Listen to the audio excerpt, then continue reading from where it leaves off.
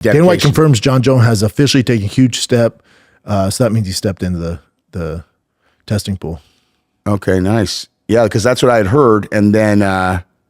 but they can say they're doing it, and then they know they have a certain window to do it in order to be eligible for that White House card. Yeah. But it's weird. It's not weird. I understand. Like, if I was even remotely younger, I would jump back in the testing pool to fight at the White House. So I get why these guys are doing it.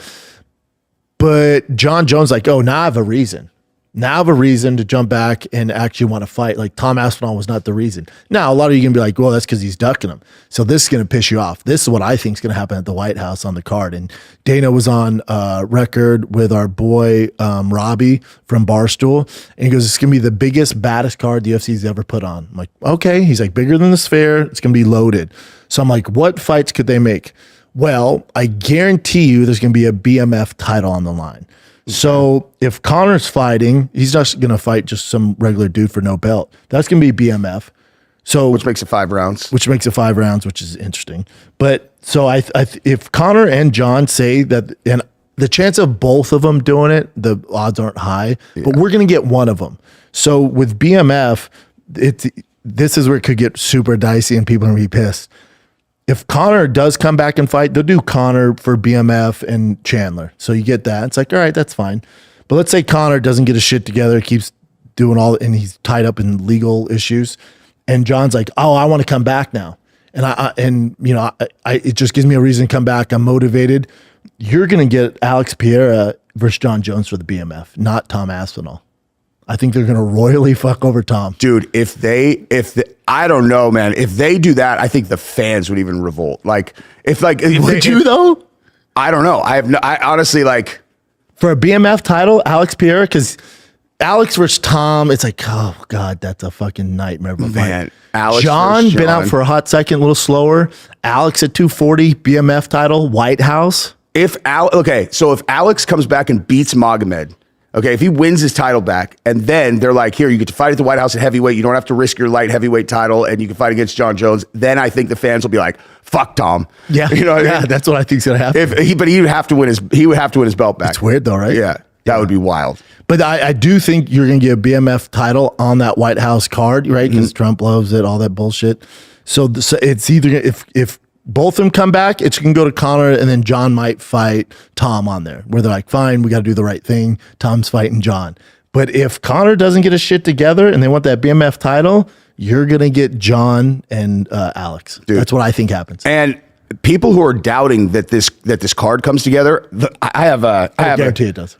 I was going to say, I have a real common sense take on that. Okay, it's like Dana said that he was going to go out to an island during COVID and build out all of the COVID protection. Got it done. And in this case, the U.S. tax base is going to be paying for it. So Dana can literally go, okay, this is what we need budget wise, and they'll get all the most expensive guys onto the card. And Dana was like, we don't care if there's 5 fans or whatever 30,000. He's like, I want it on the front lawn of the White House. He's like, I'm not worried about selling tickets. I'm gonna put together the baddest card.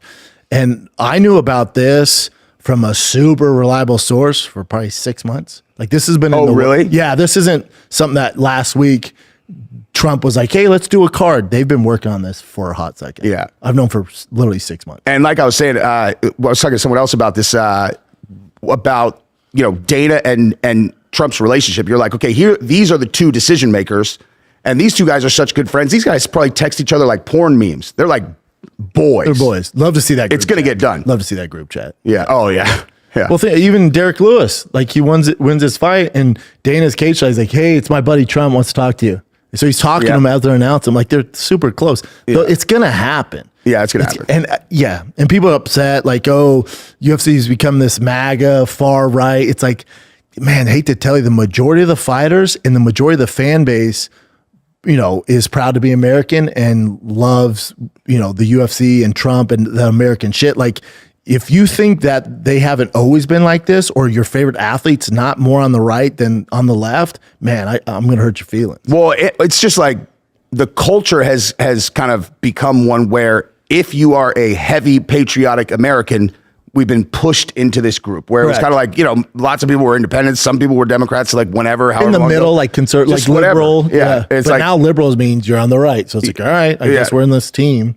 it is what it is, dude. It's like, and even if, gosh, I was thinking about this, is like, if I had been a Democrat my whole life and then now the UFC and Trump relationship was what it was, like if I had previously hated Trump, it'd be so hard to maintain the hatred for Trump. Like I'd be like, damn it, I want to be in that crew so bad. I thought about that because Luke Thomas talks about this a lot. He's like, they're pushing the fan base away. I'm telling you, outside, like our niche bubble of fans, like from the outside looking in, they think it's a terrible mistake to partner with Trump and be this far right group.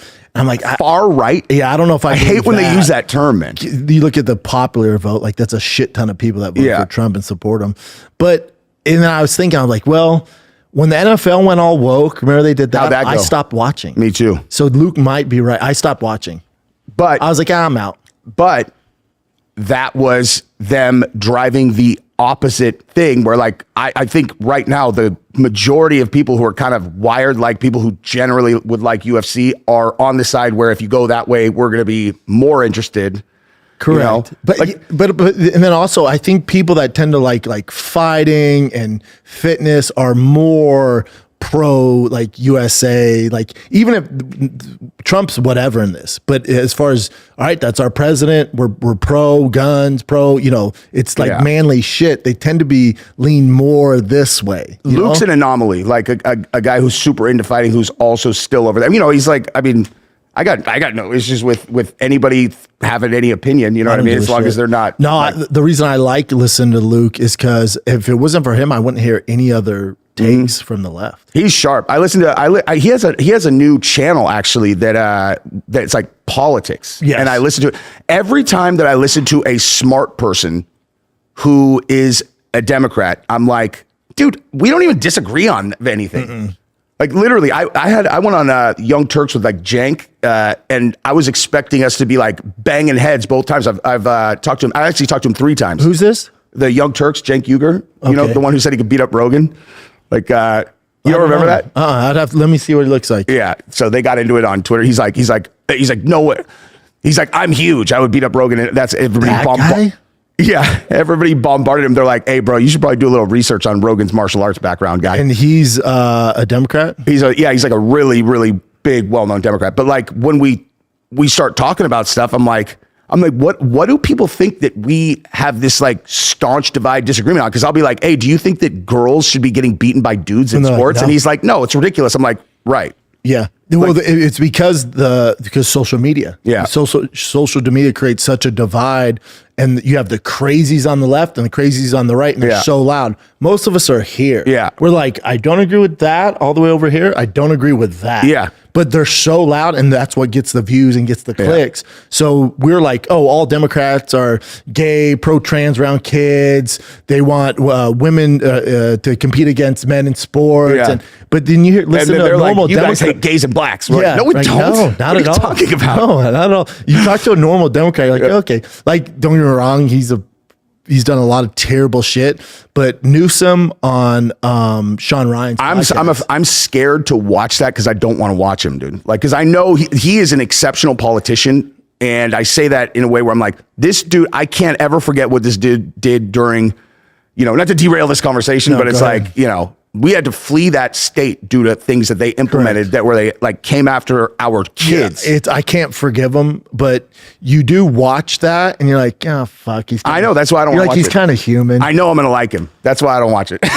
Yeah, which is like your hatred goes down. Like you watch him and he's like Sean Ryan's kind of grilling him, and then also Rogan texted Sean Ryan during it. I saw and was like, ask him about doing this. Like, listen, I made a lot of mistakes. He goes, I'm not an expert. I thought what I was doing right. Turns out it wasn't. Well, I fucked up, and he's like, but he's a politician. So the way he words it, you're just like, I don't know. Yeah. I don't trust any of them. No either. Including the right, I don't trust any of them. That is the best policy is like, No, they're all scumbags. I mean, and we could talk like also how dope would this be? How much of a fan favorite would Dana if he did this? He goes, all right, and not that they're ever going to agree to this. He goes, we'll bring the best UFC card you've ever seen.